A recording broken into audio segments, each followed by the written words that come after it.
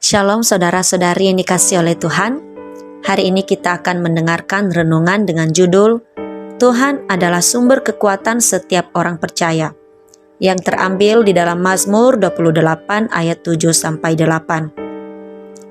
Saudara-saudari yang dikasihi oleh Tuhan, dalam menjalani kehidupan di dunia ini, kita tidak luput atau tidak terlepas dari yang namanya tantangan hidup. Jadi selama kita bernafas, maka selama itu pun kita akan selalu mendapatkan tantangan hidup. Oleh karena itu, sudah percaya kepada Tuhan pun bukan berarti bahwa kita terlepas dari yang namanya tantangan hidup. Tetapi janji Tuhan kepada kita ialah Dia akan menolong, menyertai, dan memberikan kekuatan sehingga kita mampu untuk menghadapinya. Pada ayat 7a bunyinya, Tuhan adalah kekuatanku dan perisaiku, kepadanya hatiku percaya. Hanya orang-orang yang percaya kepada Tuhanlah yang menyadari bahwa Tuhan adalah sumber kekuatan hidupnya, dan Tuhan juga adalah tempat perlindungan dalam hidupnya.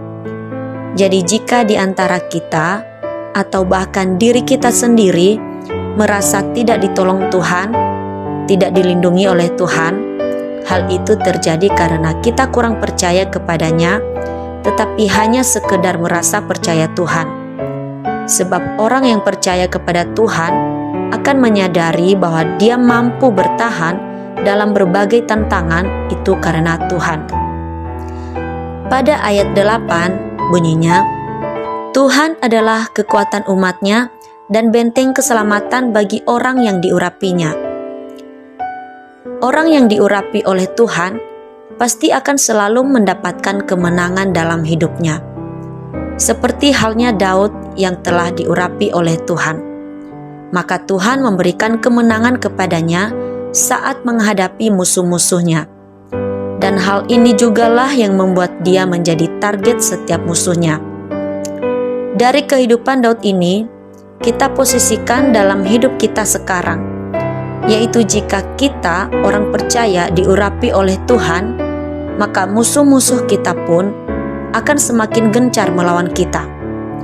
Musuh kita bukanlah sesama kita, tetapi iblis yang menjadi pendakwa atas hidup kita, supaya kita menuju kepada kebinasaan, dan musuh kita juga bisa diri kita sendiri yang tidak menguasai emosi, belum berdamai dengan masa lalu, tidak bisa mengendalikan diri dalam hal posisi atau jabatan, harta, dan lainnya. Tetapi seperti Daud yang disertai oleh Tuhan, maka kita pun pasti akan disertai, ditolong, dan diberi kekuatan oleh Tuhan. Kita akan dilindungi dari rancangan musuh, bahkan menjadikannya sebagai kebaikan untuk kita. Saudara-saudari yang dikasihi oleh Tuhan, kita pun jangan hanya menikmati kekuatan dan penyertaan Tuhan atas hidup kita. Kita harus melakukan bagian kita, yaitu yang pertama, mengucap syukur. Apabila kita telah menang atas suatu tantangan hidup, jangan kita lupakan pribadi yang memberikan kekuatan kepada kita. Tetapi biarlah kita bersyukur kepadanya dan jangan menjadi sombong dan merasa bahwa bisa melewatinya karena kekuatan diri sendiri.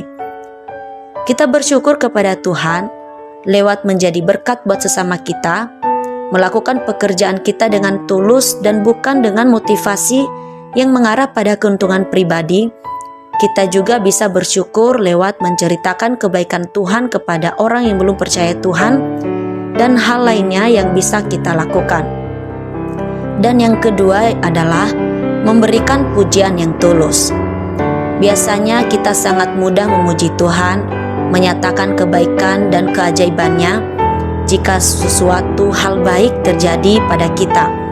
Tetapi jika yang terjadi adalah masalah, maka sangat susah bagi kita untuk memuji Tuhan, karena kita maunya hal yang baik-baik saja yang terjadi pada kita. Padahal kita lupa bahwa semasa Yesus di dunia pun mengalami yang namanya dibenci orang, tidak dianggap, dihianati, bahkan disalib. Semuanya telah dialami oleh Tuhan Yesus. Oleh karena itu, biarlah kita selalu memuji Tuhan dalam keadaan apapun, sekalipun sulit, tetapi sebagai orang percaya pasti akan diberi kekuatan oleh Tuhan. Saudara-saudari yang dikasihi oleh Tuhan, biarlah lewat renungan ini semakin menyadarkan kita bahwa Tuhan adalah sumber kekuatan dalam hidup kita dan kita bukan apa-apa tanpa Dia. Dan biarlah juga kita tidak jemu-jemu untuk bersyukur dan memuji Tuhan dengan tulus dalam keadaan apapun. Selamat beraktivitas, Tuhan Yesus memberkati. Shalom.